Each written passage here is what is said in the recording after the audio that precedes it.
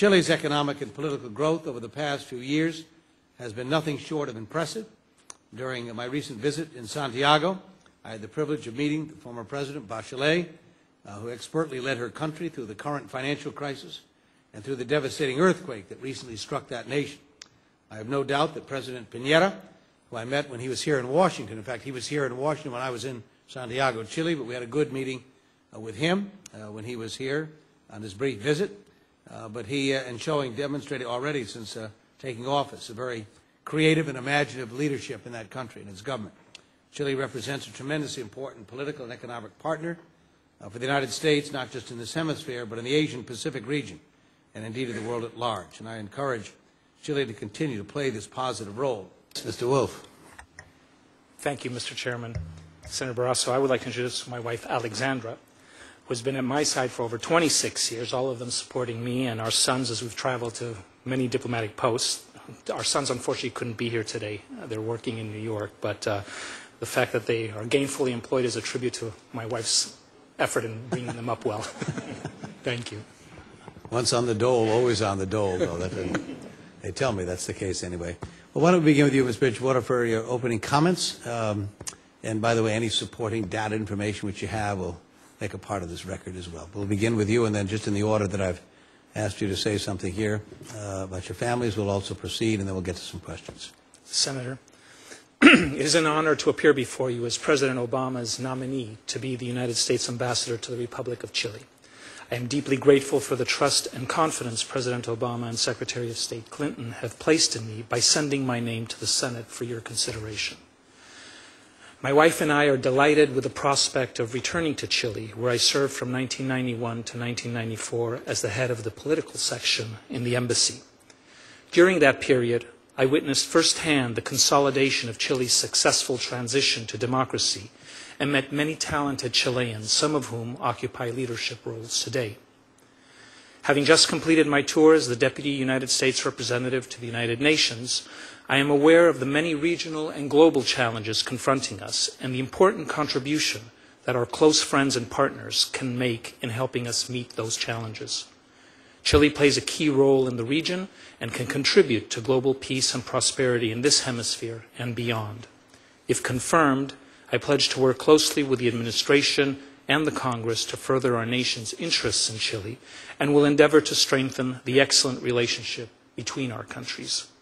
If confirmed, I look forward to a productive dialogue with President Piñera, Foreign Minister Moreno, other Chilean government officials, members of the legislative and judicial branches of government, the private sector, and civil society as we seek to advance bilateral relations and strengthen the political, commercial, and cultural ties between our countries.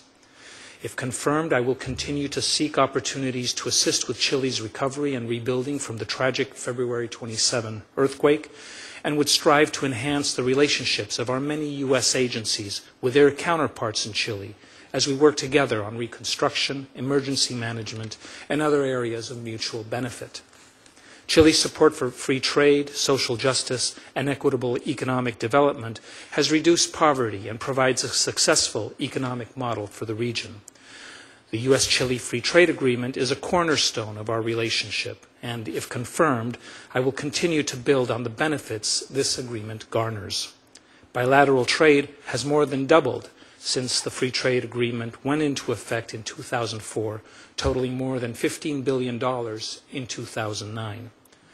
I also want to assure you that if confirmed as ambassador, I will give the highest priority to ensuring the safety and security of Americans living and traveling in Chile. And I look forward to working with you, your distinguished colleagues, and your staffs to advance our agenda with the Republic of Chile. Thank you for the opportunity to appear today, and I welcome any questions you may have. Well, thank you very much. And I'd be remiss if I didn't note the presence of my former colleague in the House, Ben Gilman, with whom I served many years ago. And Ben, it's good to see you in the Foreign Relations Committee and your continuing interest in foreign affairs as well.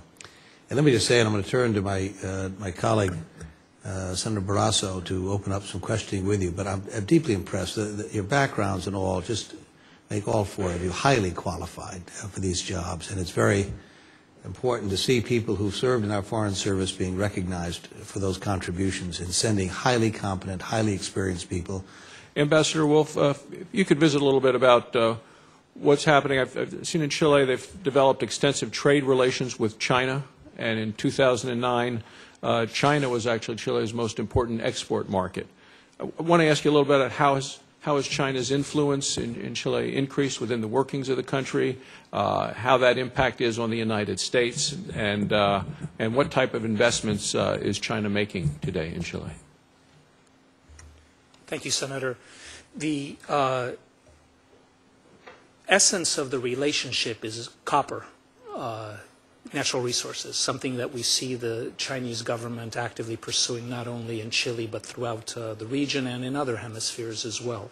There has been very little indication to date that this is anything other than a transparent economic endeavor and enterprise. Chileans also export to China, as they do to elsewhere in Asia, North America, and Europe, fruits, wood, and other items. And as the Chinese economy grows, it's to be expected that they will be looking for increased opportunities and export markets for themselves as well. This is an issue that I think is potentially beneficial. The more China is integrated in the global economy, the more countries in our hemisphere have a stake in stability and prosperity around the globe. I think the United States benefits from that situation. But it is something that, of course, we will monitor, and if confirmed, an issue that we will continue to explore and hopefully get the United States back to being the #1 exporter. Thank you very much, Ambassador Wolff. Thank you, Mr. Chairman. And lastly, in the case of you, Ambassador Wolff, your experience in Chile is tremendously important. Chile is one of the more stable and enterprising governments. Obviously, the new government of President Piñera is very exciting in terms of where he's headed. They seem to be focusing more on the Pacific Rim than Latin America. Does that pose any problems you see regionally in terms of how Chile participates? Thank you, Mr. Chairman. Chile, for the last 20 years, certainly has made a conscious decision to divide up its areas of interest and endeavor in 3 ways, essentially: North America, Asia Pacific, and Europe. Less so on Latin America, although Latin American trade and its, in fact, its dependency on energy from its neighbors and its vulnerability in terms of narcotics transfers and shipments are evident manifestations of the importance of having good relationships at the sub-regional as well as the regional level. Yeah. Chile also, as you know, has played and continues to play a prominent role in the region in its own way. It is currently the chair of the Rio Group.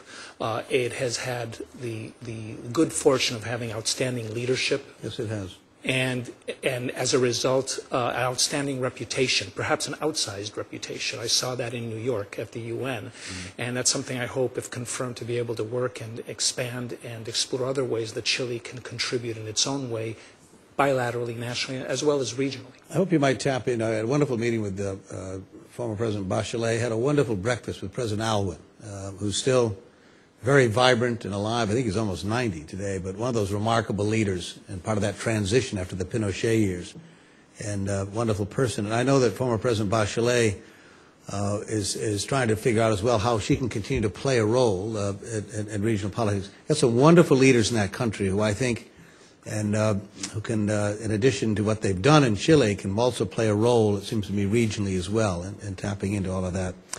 I don't have any of the members coming this afternoon, which is good news for the 4 of you, I suppose.